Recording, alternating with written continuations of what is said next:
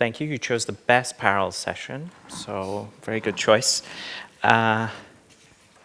Okay, I'm getting a nod. We can start. Very good. So we have 45 minutes ahead of us, and I have 4 fantastic speakers. You chose, as I said, the best panel, which is focusing on disinformation, information manipulation, and more crucially than that, what we can do to fight against it.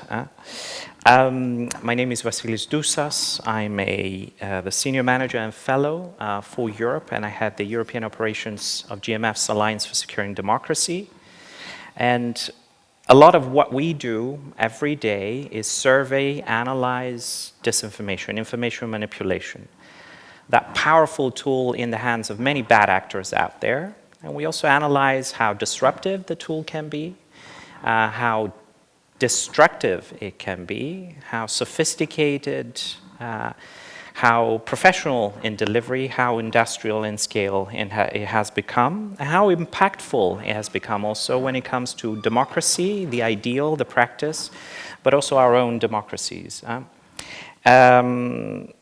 But you don't need to be an expert to understand how bad things are on the information manipulation front. We all, regardless of whether we have expertise or not, we all can almost intuitively perceive that when we turn on our TVs, when we scroll on social media, when we have discussions with friends around the kitchen table. Now, there is no denying that disinformation, information manipulation is a risk. It's something that poses tremendous risks for our societies and our democracies. The question is, have we grown smarter in our fight against it, against the phenomenon? And to do a little bit of that, to help us understand this admittedly very complex issue, but also discuss, hopefully have time to discuss strategies, good, effective strategies against the phenomenon. As I said, I have a fantastic panel that will help us do that. I'm going to start with Joachim Wewerka, who's the Deputy Director at CIPRI. Joachim, I want to start with you because you focus a lot on peace and security. So my question to you has more to do with the threat itself. So I was wondering if you can introduce us to the topic by helping us understand how the threat landscape when it comes to information manipulation evolved. How has it evolved over the last few years? And if you can, whether the link between information manipulation and the lack of peace, conflict, the lack of security, insecurity, whether it has grown stronger over the last few years. Joachim, please. Thank you very much, Vasilis. It's a great pleasure to be here. I think that the conference so far has been extremely interesting. I think much of the things that we will be talking about now have been touched on in other sessions as well, not least the cybersecurity session earlier today. So I think that those are good background discussions to our conversation here. So it is a pleasure to be with you. I think perhaps one of the first things to note is the fact that manipulated information is not new nor unique to our time. What is new, though, is the spread and the speed with which information is disseminated. So the potential impact of a tool in the toolbox, as it were, that's what's new. The sheer scale of this. Mm-hmm. So obviously, it's technology that lies behind this to a significant extent. The spread of internet, the rapid evolvement of social media, and the fact that more and more people have access to these tools means that potentially 100 million people can access one piece of information, a tweet or something like that, within a very short period of time. And obviously, that means that the reach has become a factor. All of this, though, it's happening in a context which I think has been really emphasized several times today, including during the keynote speeches this morning, where terms such as a geopolitical earthquake and that we're at a global inflection point is taking place. So the context, I think, is one which could also be described as a polycrisis. So we have a number of challenges to international peace and security that we're facing, both as nation states, considerations that countries need to take in order to ensure their security, their political independence, their economies, and so on and so forth. We have the issue of human security, which is a second dimension of this polycrisis. So basically, individuals, communities, the dignity of people, the access to education, access to jobs, an economy which is oftentimes very challenged. So that's sort of a second part of this polycrisis. And a third part of this, which has not been mentioned so much today, but I think is very important to keep in mind as well, is the fact that we're facing an ecological insecurity as well, which is major. We have climate change, of course, which is sort of the existential threat to us as a planet and as a people, but also the loss of biodiversity, pollution, and so on and so forth. So this is the context in which all of this, misinformation, disinformation is rapidly spreading. So I think the fact that we have such huge volumes now of manipulated information is both a reflection of the state of the world as it is, the challenges that we're facing, but also contributing to creating this tension and going forward. So I think those are some fundamentals to keep in mind. And the key word here really is interconnectedness. So the issues as such, the challenges that we're facing, they're all interconnected. You're not going to be able to address challenges to national security unless you also keep in mind what challenges exist to human security, and all in the context of these ecological challenges. So there's the interconnectedness between the issues and the challenges and the threats that we're facing, but also an interconnectedness between the actors. All of us are actors. Yes. Who does these bad things? Who are the bad actors out there? Yes, exactly. So basically, I think that as we're seeing now the rise of these challenges, in a situation where we have tension and mistrust, there's also threats, of course, that come about. And as you indicated there, Vasilis, I think that you have many different levels here that where disinformation and information can be a factor. So you have the geopolitical situation, of course, and here we have some very recent examples, and I think some of them have been mentioned today. So obviously, the Russian war on Ukraine has been sort of a very ripe for misinformation, disinformation of all sorts. The most recent example is probably the Israel-Gaza conflict, of course, where there have been observations made that there are tremendous amounts of disinformation circulating. Also, here the element is also that here's sort of from a geopolitical point of view, where you have actors such as Russia, such as China, such as Iran, really seizing the opportunity to formulate their own narratives of what's happening, and obviously in order to strengthen their own interests in this regard. I don't want to be, I realize that I'm probably going over time, but just to mention two more things related to this. That's sort of a geopolitical example of how this can manifest itself. Let's also not forget something that I'm pretty struck by, and you might be as well, that it feels now as if the COVID-19 pandemic was a long time ago. It wasn't that long time ago, but fortunately, most of our societies have come through this pandemic. But as you recall, during that time, there was enormous amounts of disinformation during that time as well, as another example. And there you have different dimensions, I think. Both, there was obviously a lot of misinformation, disinformation about, okay, how did the virus how did it come about? How did it spread? Who's responsible for this, that, and the other? But there was also another element related to this, and that was when you had authoritarian governments actually using this as a pretext to curtail human rights, political rights, the rights of expression. So that's another facet of how this issue manifests itself. I think that I will, not to hog the whole panel here, I'll stop there for the moment. So thank you very much. Thank you. I suspect there might be questions from the audience. Certainly, when it comes to this link, lack of peace and security and disinformation. Moving from the more abstract, if you want, to the very practical, Ambassador Cosmin Dinescu, head of the EU's partnership mission in Moldova. I saw you holding the ambassadors' conference folder, which took place in Brussels. And of course, yesterday we had a major enlargement announcement. I want you to focus a little bit from an EAS perspective, from an EU perspective, on what's happening on the ground. Very practically, very concretely, Moldova, we all know it's so geopolitically, geostrategically important, critical, what's happening in the country and around the country. So I was wondering if you can guide us through some of the practical ways in which the information manipulation game is played on the ground in Moldova. Yeah, thank you very much, and hello everybody. Starting with what you mentioned, the announcement in Brussels yesterday, Yes. I wanted to show that, to tell that this is showing that even though I will focus now in my presentation on less positive and mostly negative things, in fact, the Republic of Moldova is now on a overall good path towards European integration, and the announcement in Brussels is a recognition of this. And this shows that international support, which is given to the Republic of Moldova, including in tackling disinformation and other forms of hybrid threats, starts paying off.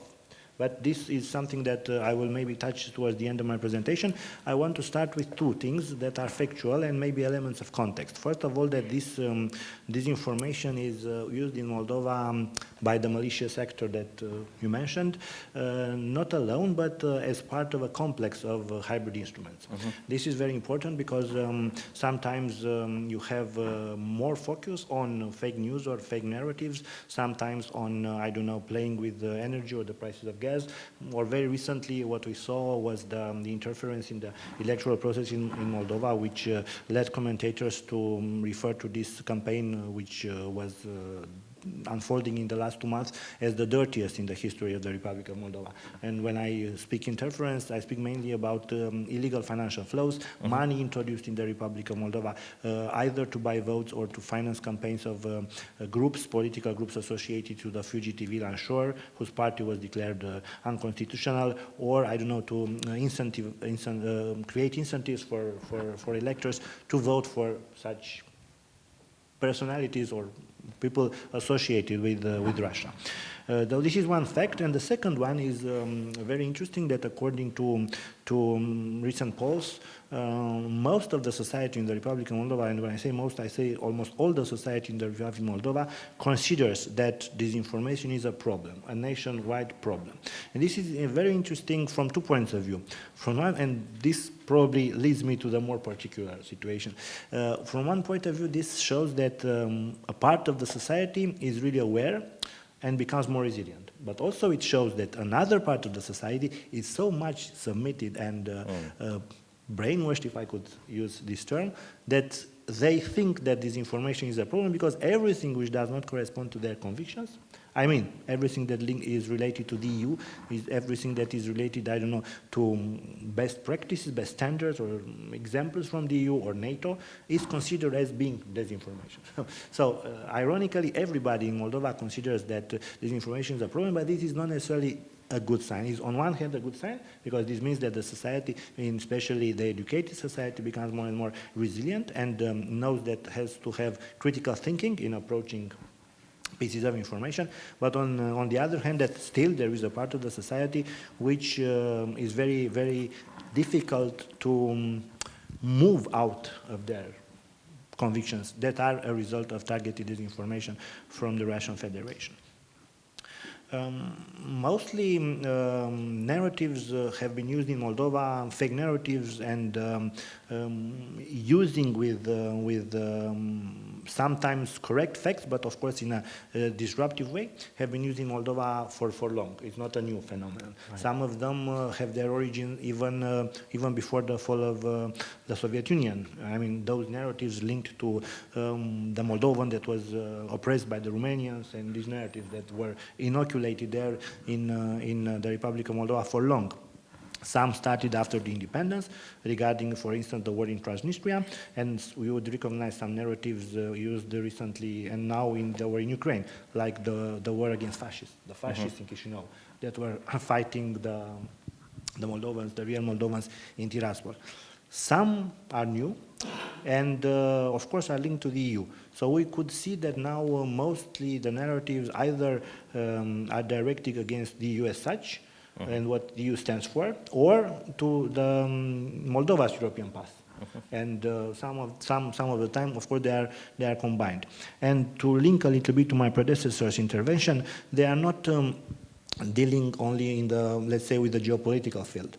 But also they deal with some others, like I would say the principal values of the society. They would say that the EU is a place where these values are not respected, that, I don't know, homosexuality, which is a taboo principle in the subject in the Republic of Moldova, is promoted, and if you join the EU, you would have to give up some of the traditional values that the Moldovan society has. Also, for instance, they play with economics. They have this narrative that because of the sanctions against Russia, in the EU, the poverty is now such high as, I don't know, poor Germans, for instance, or poor Europeans have to, I don't know, look in the trash or, yeah, I was told that a story was that they were looking for rats in order to eat, something like this. I mean, these kind of things that make appeal to something which is very important in Moldova, the fact that, well, they want to have a secure life. We speak about a country where, indeed, basic needs count. And of course the geopolitical ones which encompass a very, very broad, let's say, area. For instance, the EU is presented, I mean, in order to accede to EU, you have to accede to NATO, but NATO, we all know, they say, is a criminal organization which is the historical enemy of the Soviet Union and Russia. So, you know, this is what they make you do. Accede to a bad organization in order to accede to the EU, and whenever in the EU it's poverty and not safety, and you have to, I don't know, not to get married or something like that. I mean, it's a complex. Of course, these narratives are never used alone. They are somehow building, and it's something that we used to say in a positive way, but it can apply here. They build synergies in using these narratives. Also, what is very much interesting in the Republic of Moldova is the categories. There are some categories which are more vulnerable than the other, which is something probably normal in every society. You mentioned the vaccination. I am from Romania. I know how the campaign was going on in Romania, a campaign of disinformation, and each were the most affected categories. Probably the rural ones, and with, let's say, lower degrees of education. This is somehow also valid in Moldova. Only I would add also the generation factor. Older people are more prone to follow the narratives because these narratives correspond to whatever they believed and were taught to believe during communism. Let's not forget that we speak about a country that was a part of the Soviet Union, so a communist country when there was no real freedom of speech and everything, which of course complicates the situation.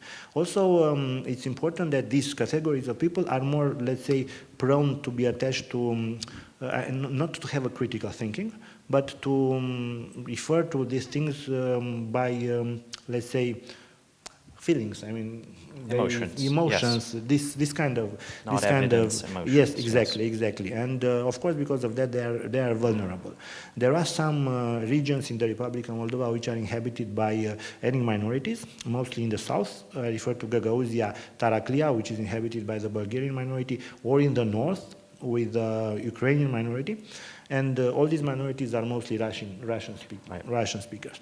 And these are some of the most, let's say, problematic from this point of view areas, because it's very difficult on one hand to penetrate there with real messages. And this gets me to another thing.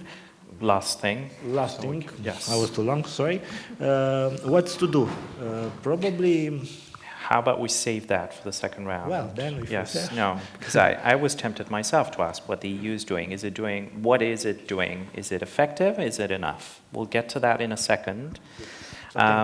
Because, of course, the important thing is not just to understand the nature of the beast, but to see how we can but if I may fight it. One more thing, very short. Yes, the sneak preview. No, not the preview, just the conclusion. You said if this information affects security or peace. Yes, indeed. In Moldova, it is one of the main threats. The information, together with the other hybrid instruments, one of the main threats to the security of the country. And of course, and I confirm from an analytical perspective, information manipulation is never alone. It's part of an ecosystem of threats.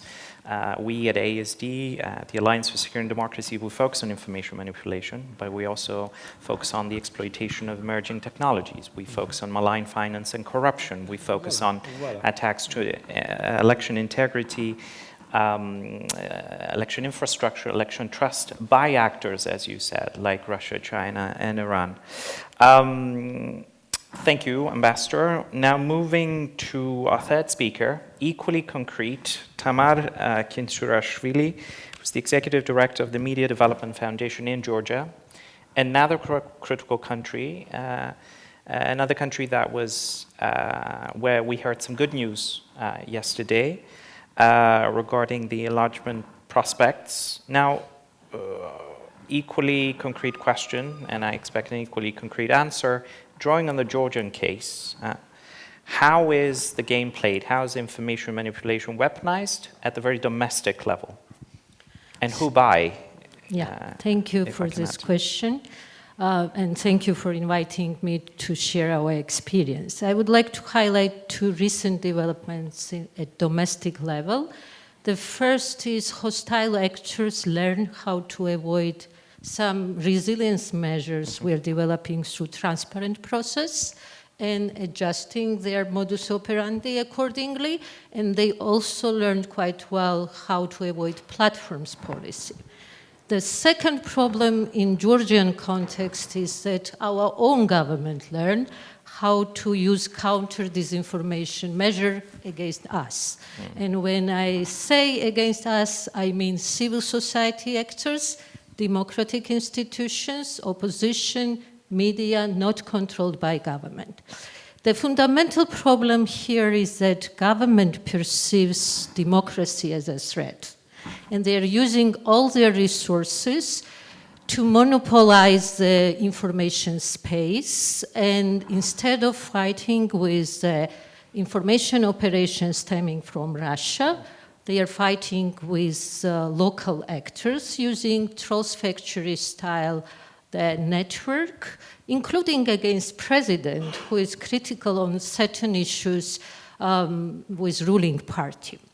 As regard to the Russian disinformation proxies, they are mostly relying on far-right groups linked to Alexander Dugin, who promotes this idea of Eurasian Union.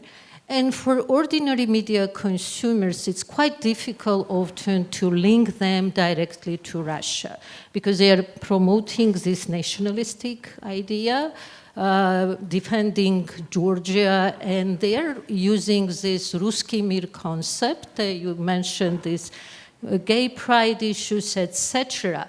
Unfortunately, not only far-right groups, but often we are witnessing that the local proxies are relying on conservative media outlets. Tucker Carlson is quite popular, not only in Georgia, in Armenia, in Russia. They are translating his footages in different languages and framing the war in Ukraine as a religious war of US against the Orthodox Russia, who defends our identity, and Moscow is presented as a third Rome who defends us from pervert West.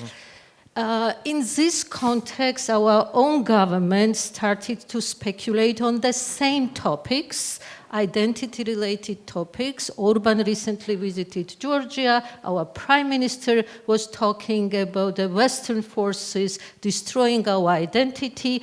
And in addition to this, they're manipulating on this Surkov's concept of sovereign democracy. When we hear some criticism about domestic democratic development because there are some threats against the local institution, and there is an investigation by state security services based on secretly recorded video in private hotel accusing US government in staging Rose Revolution, while training was about civil activism and nonviolent resilience. And I assume many Western universities are teaching this subject in their curricula, but none of democratic countries are investigating.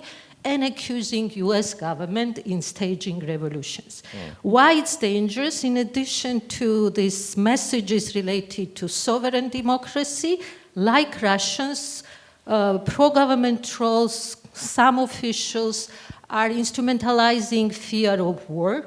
The Georgia failed to get candidacy status because we refused to join sanctions, and it was not worth of the being dragged into the war. Georgia has a national security assessment concept, and it clearly declares Russia as a threat. And in this situation, when government policy is not to irritate Russia publicly in public discourse, and you have high-level political officials accusing US ambassador, EU ambassador, or other Western partners that they are dragging us into the war, it erodes notion of threat perception. You don't know who is your enemy and who is your friend. So this is very challenging situation in Georgia. And after withdrawal, this Russian-style law last March, when Georgian society were very vocal against this law, we are witnessing still very toxic propaganda campaign against civil society actors, calling us as betrayers of our country.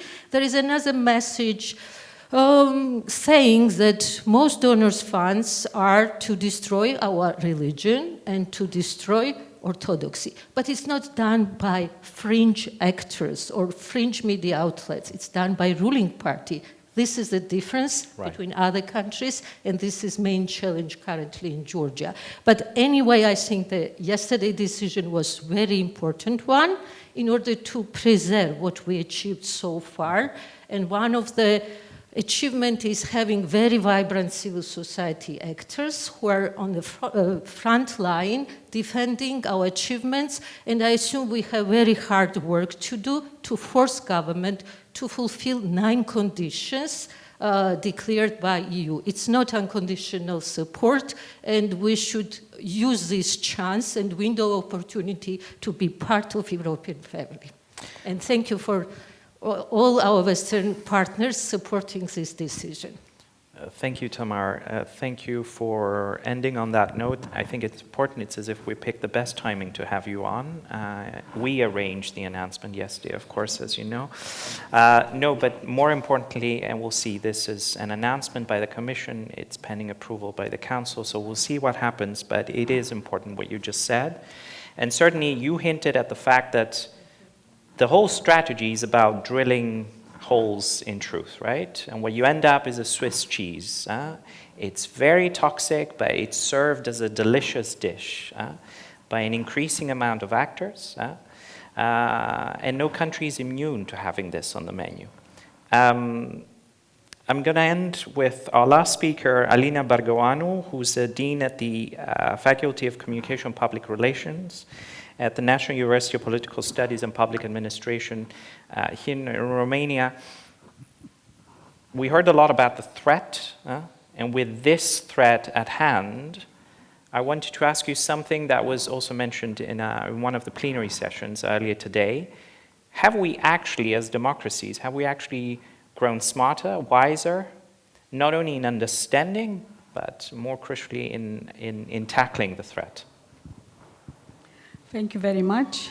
If we are really running out of time, I could give the short answer no. No, okay. But if we still have some time for debate, we I do. will. Please unpack Okay. that, yes. I listened really attentively to what the speakers of the panel said, because this really fits into what I prepared for today. And I am amazed by how similar our concerns are, how similar the narratives are. So, which means that we are dealing with a real phenomena which is transnational in nature. So probably this will be the statement that is inspired by your excellent speeches.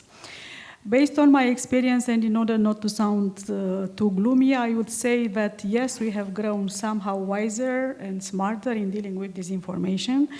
And out of the toolbox of fighting disinformation, I will highlight 3 types of things that apparently work.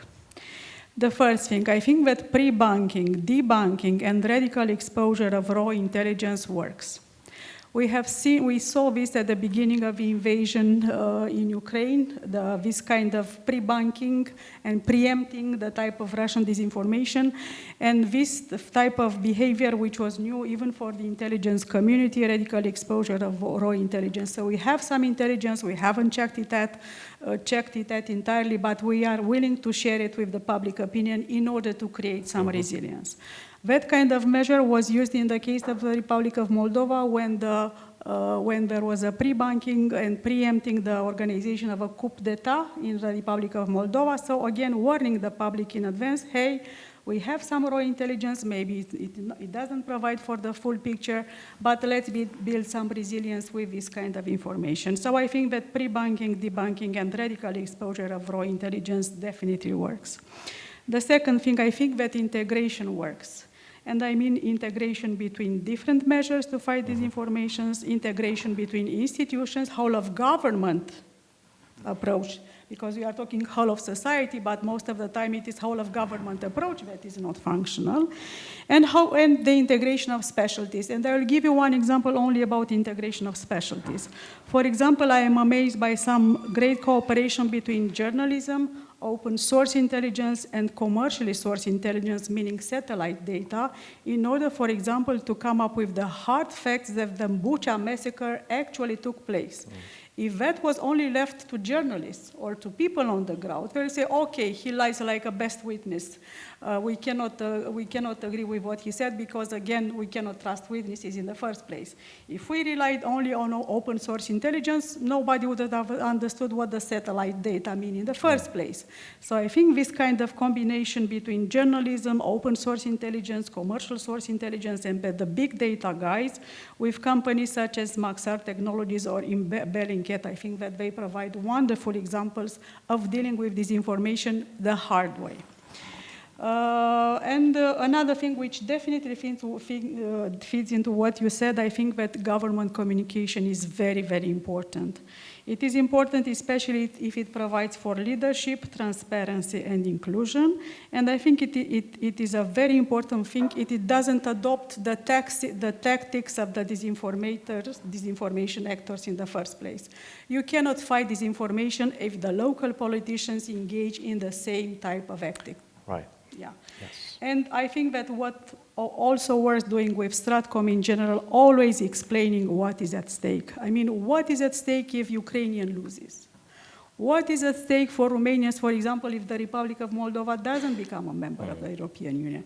What is at stake if the vaccination campaign failed and now we are dealing with long COVID, which is a catastrophic thing for the personal health and also for public health in terms of economic costs. So always explaining what at stake, I think it encompasses all these kind of things. And what definitely doesn't work, if I have to... Yes, please. We wanted that gloomy tone. I think that cherry we haven't picking mentioned doesn't enough, work. yes. I think that the most dangerous thing in dealing with this information is to do some cherry picking. Okay, I do not want to regulate the platforms. I do not want to talk about dealing with the big tech. I do not want to do media literacy. I will choose something which is safe. I think that cherry picking some measures out of the tool kit is the most dangerous thing, first of all, because it is not effectual in the first place. But second, more importantly, cherry picking creates a false sense of security that we have done something, and this invites more and more attacks. Cherry picking, but also, as we heard, the opposite, naming everything disinformation, which ends up making nothing believable as disinformation. Right, we have about 10 minutes, and I hope someone from the organizers corrects me that we have 10 minutes. I'm going to pretend that this is what we have. Very good. I have many questions, and I owe a question to the ambassador to tell us what good things the EU is doing. But yes, do we need a microphone? Yes. So I'm going to improvise here. Can I just, yes. There you go. Please be concrete. Yes. Present yourself. Make it a question. Yeah. And address it to one. Okay. Yes. I'm Simina. I'm a member of the Romanian Parliament representing Romanians abroad, and I really fear next year we have 4 sets of elections in Romania because of the disinformation as you mentioned, all the religious and Kremlin propaganda, everything, it's against the most progressive policies. So there's a fine line between freedom of speech and what we can regulate. So my question to, well, any of you, I'm sorry, I don't know, just I don't pick want one to be... because we need Okay, to pack. so Yes. question to the ambassador. To the ambassador. Because he's representing Excellent the EU. sandwiching there. You can address that. Yeah, so how, as lawmakers, how can we surpass this fine line between freedom of speech and... Yeah, because it is very frightful because next year we have the elections. So how do we deal with this? All right, thank you. Just keep that. Anyone else from the audience? The gentleman there. Do you mind? Yes. Thank you for being such an agile audience, not just interested, but agile as well. Please. So, Rufin Zamfir, Global Focus Center here in Bucharest. My question goes to Tamar. Okay. And in a sense, it taps into something that Mrs. Bărgoanu said when mentioning the whole of government type of responses to this. And I would like to hear Tamar's perception on whole of government, how this whole of government type of responses can work in countries like Georgia, or why not Hungary or elsewhere. And after this, I presume, a really short response, I'd like to know what can we do different. Should we focus on whole of elites rather than whole of government? Thank you. Anyone else? Any burning questions? Make it quick. Last one, and then I'll start with you two, but then I'll let you continue, please. It's another point of view from the Middle East, but I just wanted to say that concerning the conflict and concerning what you have mentioned, there is a risk of accusing everything of being disinformation, and at that point hiding the other narrative and focusing only on the Western narrative and not seeing the Arab narrative, the Palestinian narrative. Thank you. Thank you for making that point. All right, Ambassador, why don't we start with you? And then I'm going to get the microphone. Excellent, Tamar. Well, thank you. I don't know if I should really thank you because the question is really very much difficult. It's not a question to be thankful for, that, but yes. Anybody is taking this, of course, we are EU member state, Romania, and we are, for Moldova, we wish that they become EU member state. And this means that all, rule of law, human rights, these are basic fundamental values of our society. So anything that is done should be proportional so that these are not affected. But then, of course, it comes the thin line and to establish what is proportional, since, for instance, now in the Republic of Moldova, because of these hybrid attacks that are going on, and as I mentioned at the beginning, are different, various, imaginative, you are not in a, from this point of view, in a society which is like, well, not attacked. It is not a war, it's not a conventional war, but still there is this hybrid attack. So in this, and plus to add to this, some things are not very much regulated, like social media or internet. So then, of course, I would say human rights have to be respected. Any measure that is taken has to be a measure that can be, well, contested in justice at a certain moment. I mean, all these, how to say, guarantees for legality have to be preserved. But, of course, decisive measures have to be taken. For instance, now the Republic of Moldova, one more thing, decided to, according to their legislation, which is enforced because they are still under crisis, there is this crisis situation which is enforced, linked to the war in Ukraine and everything that happened. Again, decided to ban some TV stations and some internet sites, following recommendations after thorough analysis of what they were broadcasting and how these were influencing the electoral campaign. Okay, so this is a measure. I wouldn't say that it is the only one that can be taken, but again, thin line regarding freedom of speech and. So I don't have an answer, a very concrete answer to this. 30 seconds. Can you also tell us about what the EU is doing on the ground, but just make it very quick. short. Just one concrete thing that Yes. we as a EU mission are doing in this. We are, first of all, it has to be understood, we are a non-executive mission, so we are not doing it. We are not fighting ourselves this information.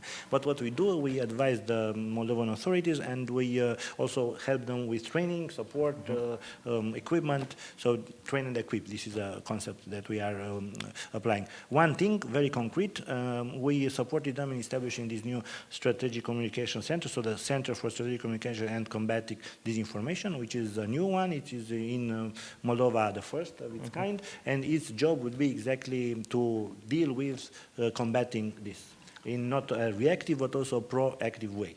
So we are involved with some helps of some partners. Some of them are even in this room. So hope that this will be effective. Thank you. Thank More you. than 30 seconds, but fast enough, right? It's 35. I'm feeling generous. So thank you. Thank you for being concrete, though, because it is important to understand that the EU is aware and is doing certain things. Okay, 5 more seconds. Even our mission, no, it's important to understand. Even the fact that our mission was established is a proof that EU understands and the member states understand. And of course, good work is also happening at headquarters level with Stratcom people there. Tamar. Yeah. In ideal scenario, cooperation of state and non-state actors is essential in terms of resilience building, but we have different understanding of problem, and this is a problem. Actually, our Western partners helped our government to build strategic communication units, but they are using this network against us and against Western partners. And it was proved by Meta recently. They removed a lot of accounts linked to Prime Minister Stratcom. And this is illustration how they are working. In any way, we are still open to help our government to fulfill these commitments, especially in terms of protection, information integrity of our country, because we are not NGOs enemy of Georgia. Russia occupies our territory. We have Russian troops on the ground, and there are a lot of visible evidence who is enemy. And in this regard, we are ready and open to cooperate with our own government. Thank you, Tamar. It just happened earlier this year, I was in Georgia and we visited Kurvaleti, where there is a monitoring mission of the EU doing important work on the ground there. But thank you for making that crucial point, and I hope that answered the question. Alina, back to you. I know you talked a bit about threat perception, starting with an emphatic no, but then qualifying it with important caveats, which I think are important to make. What about the perception issue? What about the narrative issue? You know, how do we as Westerners, and I'm putting this in quotation marks, make sure that our way of tackling the phenomenon is inclusive, is appreciative of these nuances on the ground? So first of all, I would say that it is totally legitimate for the Western world to fight anti-Western propaganda. I mean, this is as simple as it is. So I don't think that I have to justify why I fight anti-Western, anti-American propaganda as being part of this kind of world. This will be the first statement. The second statement regarding the inability of the Western world to, or even of the Ukrainian part to reach to the global south, I think that was one of the errors that the Ukrainians did in the first place. I think that we grossly underestimated the fact that Russian propaganda targets its own audiences, it targets polarized publics in the Western world, and it targets publics outside of the Western world. And this realization, including for the Ukrainian part, came only late. I think it was in September 2022 already, when they made some visits to Africa, and it was very, very late when that kind of space was already occupied. So again, there were 3 targets for this kind of Russian propaganda: internal audiences, polarized publics in the Western world, and the publics outside of the Western world. And I think that from this point of view, Russian propaganda has done a very good job. Sorry, I don't think it is as simple as it is. Just a short note, if you allow me, about this difference between freedom of speech and censorship. I think that rebranding content moderation as an instance of censorship was the biggest success of propaganda in general. Censorship is done by the government, and content moderation it has to do with some commercial platforms. So from the very beginning, the term is only a metaphor. But I think the lines between restricting some freedom of speech and doing content moderation, of course, is very, very thin. But there are some cases when these lines are very, very gross. For example, with illegal funding of content. I mean, in order to find a media enterprise or social media campaign, you have to use legal money in the Western world, at least. So using illegal money doesn't mean that you are no longer protected by this kind of freedom of speech. Second thing, freedom of speech doesn't apply to trolls, doesn't apply to IPs from, I don't know what kind of funny countries, doesn't apply to inauthentic coordinated behavior on the platform. So freedom of speech applies to persons, and to be more precise, freedom of speech applies to citizens. And again, not to unaccounted people from funny countries.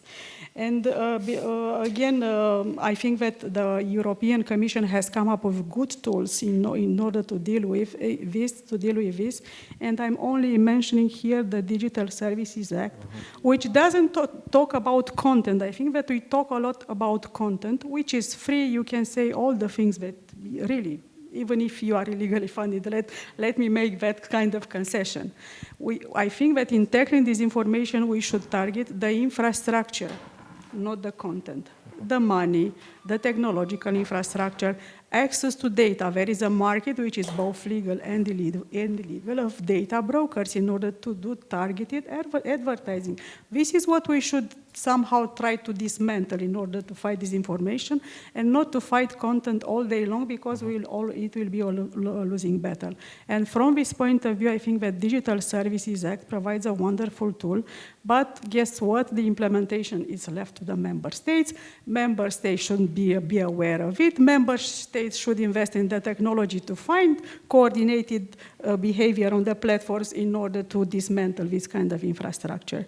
So we have the instruments, and if there are two vulnerable publics that I would target with media digital literacy, this will be politicians and journalists. Of course, thank you for confirming once more that sometimes the road to hell is paved with good intentions, good legislative intentions.